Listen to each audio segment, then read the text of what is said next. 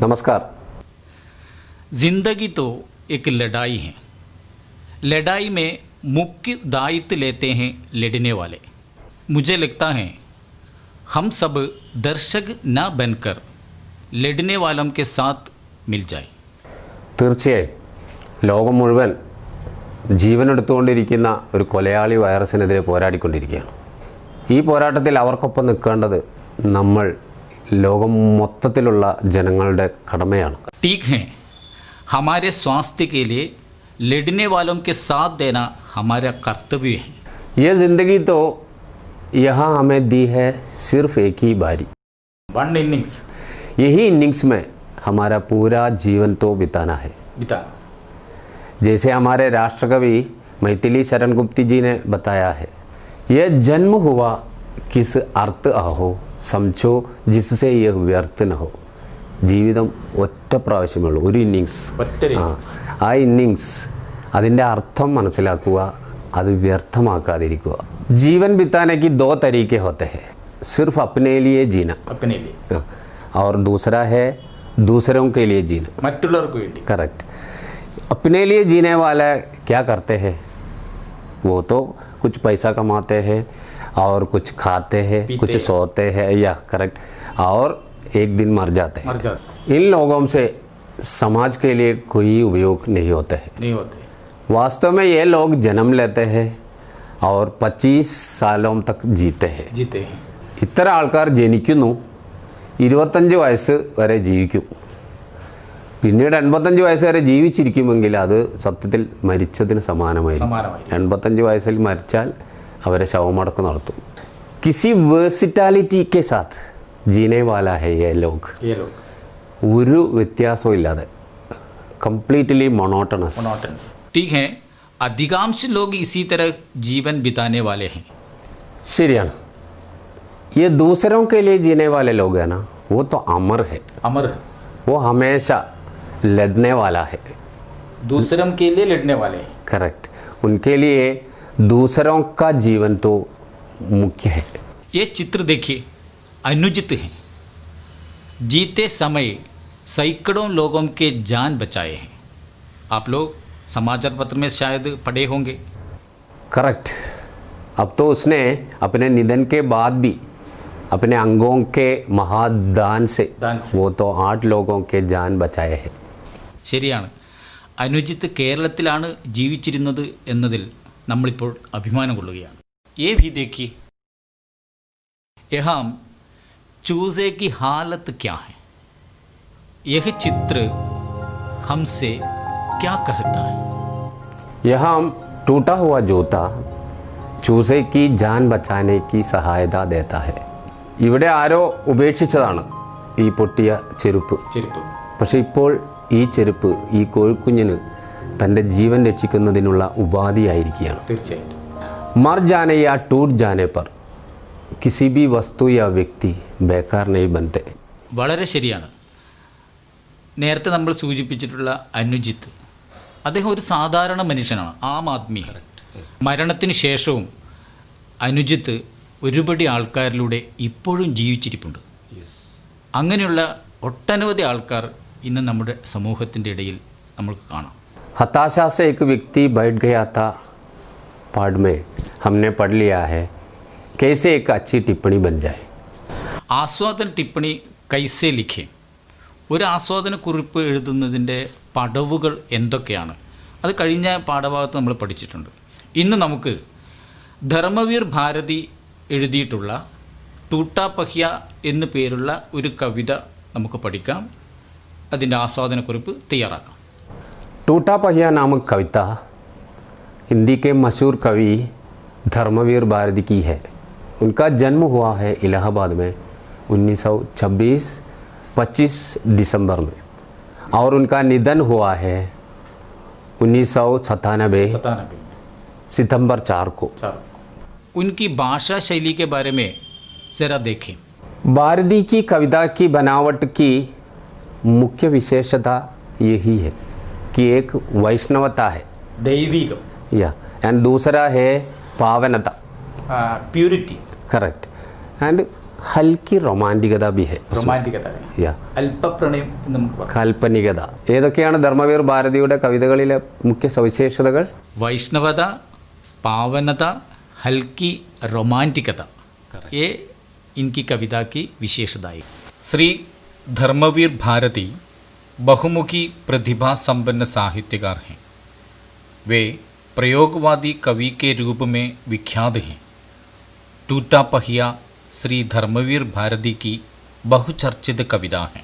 पौराणिक प्रसंग से नए संदर्भ और नवीन अर्थ जोड़ना भी उनकी रचनाओं की एक विशेषता होती है. ധർമ്മവീർ ഭാരതിയുടെ കവിതകളിൽ പുരാണത്തിലെ കഥാസന്ദർഭങ്ങൾ എടുത്തുകൊണ്ട് പുതിയ അർത്ഥതലങ്ങൾ കണ്ടെത്തുകയാണ് അദ്ദേഹം ചെയ്യുന്നത്. ശരിയാണ്. ഈ കവിതയിൽ, അതായത് ടൂട്ടാ പഹിയ എന്ന ഈ കവിതയിൽ കവി ഉപയോഗിച്ചിരിക്കുന്ന സന്ദർഭം മഹാഭാരത കഥയിലെ കുരുക്ഷേത്ര യുദ്ധത്തിലെ അഭിമന്യു വധമാണ്. അങ്ങനെയെങ്കിൽ നമുക്കൊന്ന് കവിത കേൾക്കാം.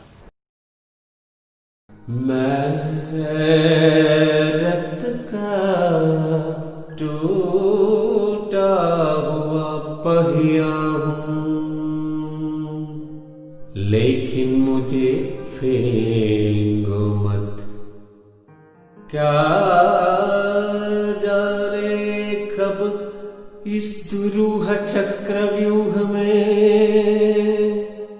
अक्षौहिणी सेनाओं को चुनौती देता हुआ कोई दुस्साहसी अभिमन्यु आकर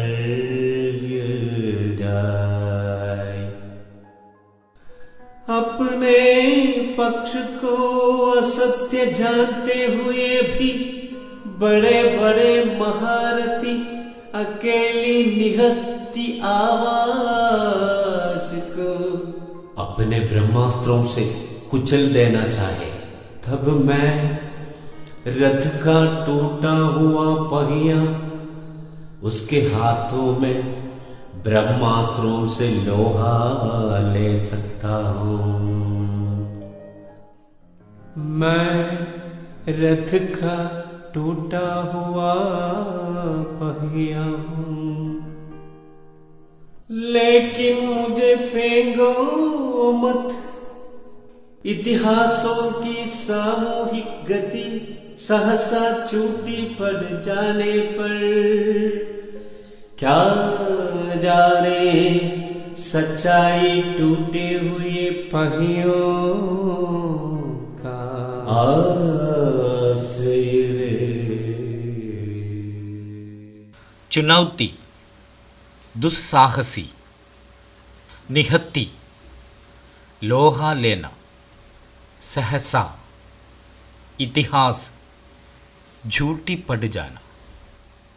നമ്മൾ കവിതയിലേക്ക് കടക്കുന്നതിന് മുമ്പ് മഹാഭാരതം എന്ന കൃതിയെക്കുറിച്ച് ചെറിയൊരു അറിവ് നേടുന്നതല്ലാണ്. മഹാഭാരതം എനിക്ക് തോന്നുന്നു ലോകത്തിൽ ഇതുവരെ എഴുതപ്പെട്ടിട്ടുള്ളതിൽ ഏറ്റവും വലിയ ഗ്രന്ഥമാണ്. നമ്മുടെ ഗ്രീക്ക് ഇതിഹാസങ്ങളായിട്ടുള്ള ഇലിയഡ്, ഒഡീസി, അതിൻ്റെയൊക്കെ ഏകദേശം 10 ഇരട്ടിയോളം വലുപ്പമുണ്ട് നമ്മുടെ മഹാഭാരതത്തിന്. അത്രയും വിപുലമായിട്ടുള്ള ഈ മഹാഭാരതത്തിലെ ഒരു സന്ദർഭം അഭിമന്യുവധം, അതാണ് നമ്മളിപ്പോൾ പഠിക്കാൻ വേണ്ടി പോകുന്നത്.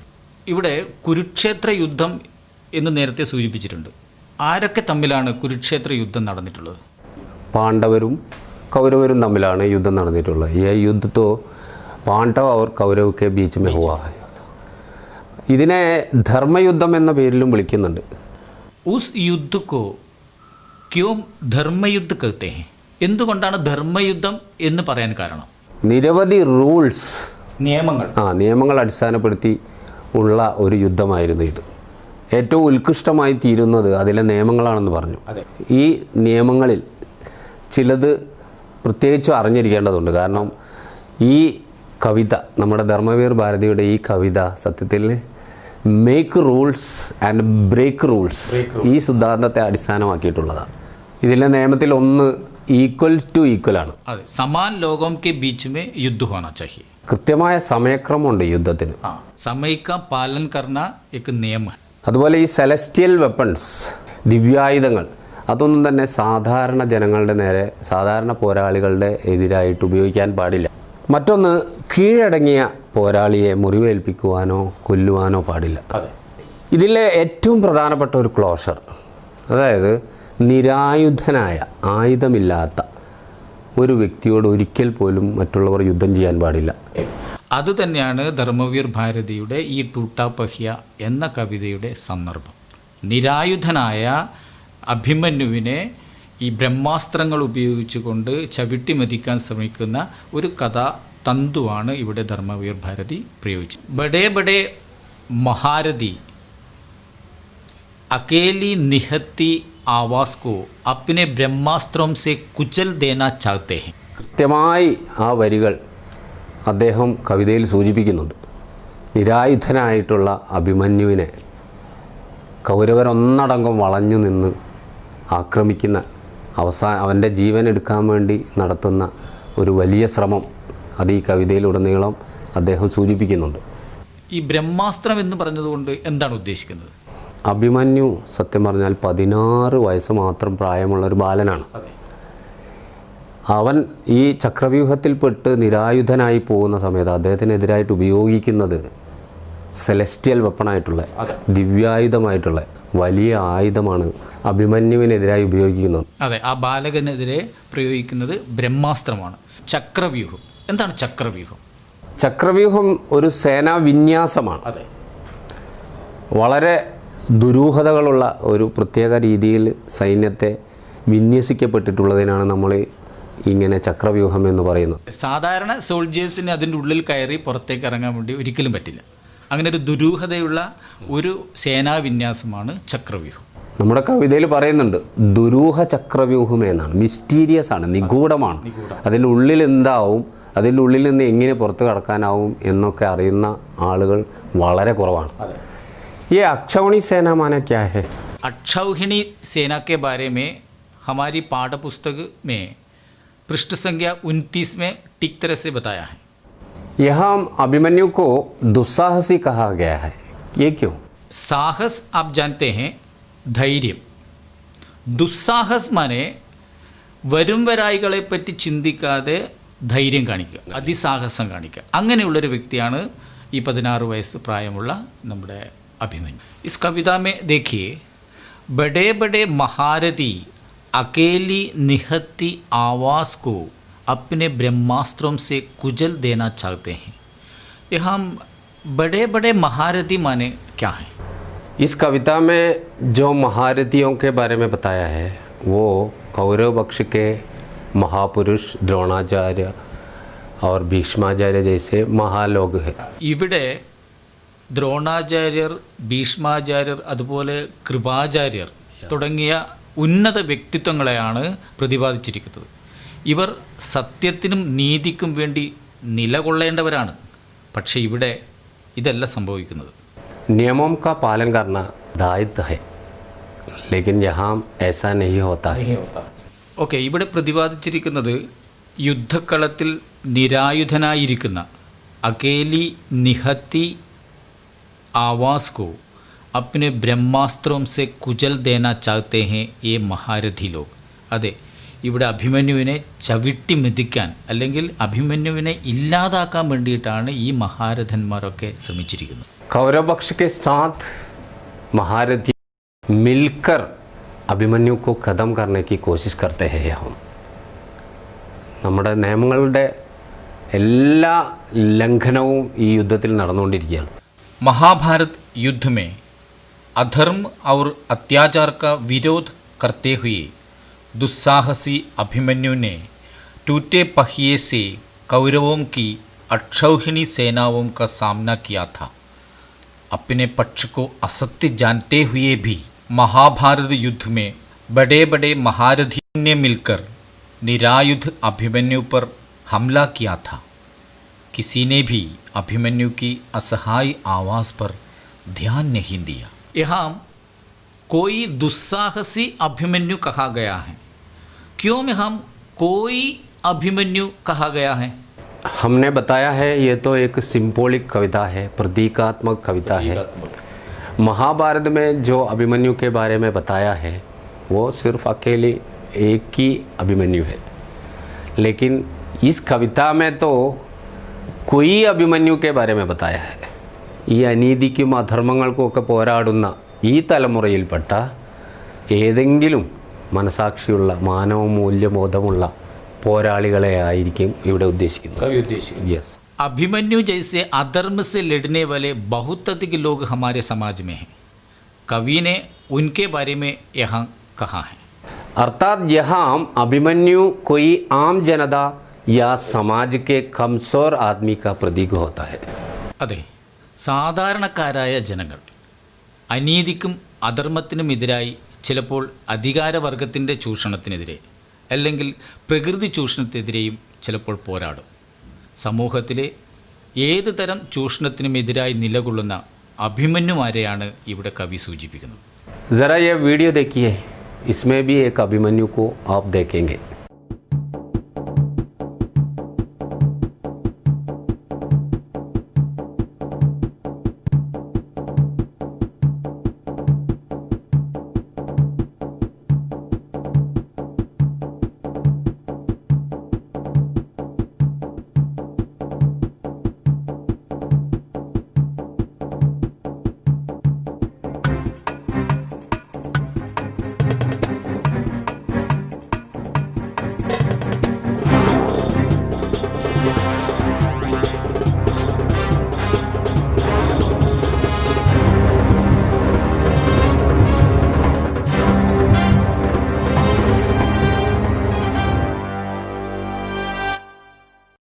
अब ये पंक्तियाँ देखिए।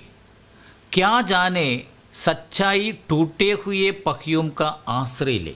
यहाँ टूटे हुए पहिए पहिए कहा गया है, क्यों ऐसा है? बहुवचन। बहुवचन। ഈ പൊട്ടിയ ചക്രം യഥാർത്ഥത്തിൽ മാനവ മൂല്യബോധത്തിൻ്റെ സൂചനയായിട്ടാണ് ഈ പദ്യത്തിൽ കൊടുത്തിരിക്കുന്നത്। മൂല്യബോധമുള്ള മനസ്സ്, ആളുകളുടെ അധർമ്മത്തിനും അനീതിക്കുമെതിരായി പോരാടാനുള്ള ആളുകളുടെ മൂല്യബോധത്തിൻ്റെ പ്രതീകമാണ് ഇവിടെ ടൂട്ടാ ഹുവ പഹിയ। ഇവിടെ ടൂട്ടേ ഹുയെ പഹിയെ എന്ന രീതിയിൽ ബഹുവചനമായി ഉപയോഗിച്ചിരിക്കുന്നത് പല അഭിമന്യുമാരും പല രീതിയിലുള്ള ആയുധങ്ങൾ, അതായത് അവരുടെ മൂല്യബോധത്തിനനുസരിച്ചാണ് അധർമ്മത്തിനും അനീതിക്കുമെതിരായി പോരാടുന്നത്। इस कविता में टूटा हुआ पहिया खोए हुए मानव मूल्यों की सूचना देता है। इस कविता में अनेक प्रतीक होता है।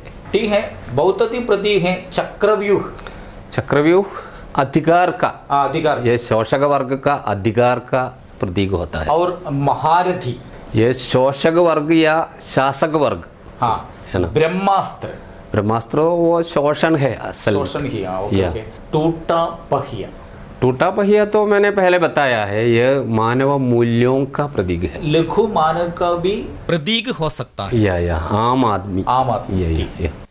महाभारत की कथा में वर्णित अभिमन्यु के हृद का टूटा पहिया कवि की दृष्टि में लघु मानव या उपेक्षित मानव मूल्य का प्रतीक है। कवि कहते हैं कि मैं रथ जीवन का टूटा पहिया उपेक्षित मानव मूल्य हूँ, लेकिन मुझे फेंको मत, क्योंकि शोषण और पीड़न से संतप्त कोई दुस्साहसी अभिमन्यु साधारण जन मुझे अपने हाथों में लेगा। हो सकता है वह अक्षौहिणी सेनाओं को या अत्याचारी शोषकों को चुनौती देता हुआ शोषण पीड़न की व्यवस्था का शिकार हो जाए। तब मैं उपेक्षित मानव मूल्य टूटा पहिया बनकर अभिमन्यु के हाथ का हथियार बना था। अभिमन्यु ने रथ के टूटे पहिए का हथियार बना लिया था। सबके द्वारा उपेक्षित मानव मूल्य कहता है कि मैं रथ का टूटा पहिया हूँ। मैं ब्रह्मास्त्रों, अधर्म और अत्याचार से लड़ सकता हूँ, इसलिए मुझे फेंको मत। अब हम इन पंक्तियों से गुजरे। इतिहासों की सामूहिक गति सहसा छूटी पड़ जाने पर क्या जाने सच्चाई टूटे हुए पहियों का आश्रय ले। ज़रा हम देखेंगे कि ये पंक्तियाँ हमसे क्या कहना चाहते हैं। इतिहास माने क्या है? बीते हुए समय को सीधे हम इतिहास कर सकते हैं। ये इतिहास किसका होता है? संसार और इनके सदस्य के होते हैं। ये इतिहास कौन बनाते हैं? इतिहास मानव द्वारा ही बन जाता है, इसलिए मानव ही उसका निर्माण और नियंत्रण करते हैं। മനുഷ്യൻ്റേതാണ് ചരിത്രം. മനുഷ്യനാണ് ചരിത്രം സൃഷ്ടിക്കുന്നതും നിയന്ത്രിക്കുന്നതും. ठीक है, लेकिन ये इतिहासों की सामूहिक गति कैसे झूठी पड़ जाते हैं। ഈ കവിതയിലെ ഏറ്റവും ശക്തവും നിരവധി അർത്ഥതലങ്ങളുമുള്ള വരികളാണ് ഇതെന്ന്. ചരിത്രം സൃഷ്ടിക്കുന്നത് മനുഷ്യനാണ്. സ്വാഭാവികമായ രീതിയിൽ സത്യത്തിൻ്റെയും ധർമ്മത്തിൻ്റെയും പരിപാലനം ഇതിൽ നടത്തപ്പെടേണ്ടതുണ്ട് ചരിത്രത്തിൽ. എന്നാൽ ചില സന്ദർഭങ്ങളിൽ ഇതിന് വിരുദ്ധമായി ഈ ഗതിക്ക് വിഘാതം സൃഷ്ടിക്കപ്പെടുമ്പോൾ അഭിനവ അഭിമന്യുമാർ ചരിത്രത്തിൻ്റെ ഈ സ്വാഭാവിക ശക്തി തിരിച്ചെടുക്കുന്നതിന് വേണ്ടി പോരാടും. ആ സമയത്ത് അവരെ സഹായിക്കുക മൂല്യബോധമുള്ള സാധാരണ ആൾക്കാരായിരിക്കും. देखिए यहाँ धर्मवीर भारती ने कविता की प्रस्तुति एक खास तरह से ही की है. ज़रा देखिए, मैं रथ का टूटा हुआ पहिया हूँ, लेकिन मुझे फेंको मत. यहाँ बताने वाला कवि नहीं है, वरना टूटा पहिया है. അതായത് പൊട്ടിയ ചക്രത്തിലൂടെയാണ് കവി ഇവിടെ നമ്മോട് സംവദിക്കുന്നത്. ഞാൻ പൊട്ടിയ ചക്രമാണ്, പക്ഷേ എന്നെ വലിച്ചെറിയരുത്, എന്നെ ഉപേക്ഷിക്കരുത്. क्या जाने कब इस दुरूह चक्रव्यूह में अक्षौहिणी सेनाओं को चुनौती देता हुआ कोई दुस्साहसी अभिमन्यु आकर गिर जाए. അതായത് ചക്രവ്യൂഹത്തിൽപ്പെട്ട അഭിമന്യുമാർക്ക് ചിലപ്പോൾ എൻ്റെ ആവശ്യം വന്നേക്കാം. अपने पक्ष को असत्य जानते हुए भी बड़े बड़े महारथी अकेली निहत्ती आवाज़ को अपने ब्रह्मास्त्रों से कुचल देना चाहे. ഇത്തരം അഭിമന്യുമാരുടെ ഒറ്റപ്പെട്ട പ്രതിഷേധമില്ലായ്മ ചെയ്യാൻ അധർമ്മികളായ അധികാരിവർഗം ശ്രമിക്കുമ്പോൾ ചൂഷകവർഗത്തിൻ്റെ അധികാരപ്രമത്തയെ വെല്ലുവിളിക്കാൻ ഞാൻ കൂട്ടായി ഉണ്ടാവും. മീൻസ് टूटा पहिया. तब मैं रथ का टूटा हुआ पहिया उसके हाथों में ब्रह्मास्त्रों से लोहा ले सकता हूँ. അപ്പോൾ ഇത്തരം പോരാളികൾക്ക് കൂട്ടായി ഞാനുണ്ടാവും അധർമ്മത്തിനെതിരായി പോരാടാൻ. मैं रथ का टूटा हुआ पहिया हूँ, लेकिन मुझे फेंको मत. इतिहासों की सामूहिक गति सहसा छूटी पड़ जाने पर क्या जाने सच्चाई टूटे हुए पहियों का ആശ്രയിലെ. കവി വീണ്ടും പറയുകയാണ്, എന്നെ ഉപേക്ഷിക്കരുത്. സമൂഹത്തിലുണ്ടാകുന്ന അധർമ്മത്തെ നേരിടാൻ വേണ്ടി ധർമ്മം എൻ്റെ സഹായം തേടും. അതുകൊണ്ട് എന്നെ ഒരിക്കലും ഉപേക്ഷിക്കരുത്. मुझे फेंको मत. इस कविता में टूटे हुए मानव मूल्यों की बात कही है. जैसे महाभारत के युद्ध में अभिमन्यु ने कौरव की अक्षौहिणी सेना का सामना करने के लिए अत्याचार, अन्याय, अधर्म का विरोध करने के लिए रथ के टूटे पहियों का सहारा लिया था, वैसे ही कोई भी व्यक्ति जो कमज़ोर है वो भी मानव मूल्यों की रक्षा कर सकता है. ये वर्कशीट की पूर्ति कीजिए.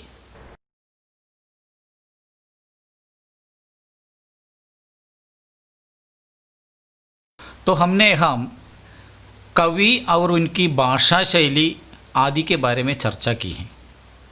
कविता के आशय की चर्चा करते हुए हमने उसमें बताए गए पौराणिक प्रसंग के बारे में चर्चा की है.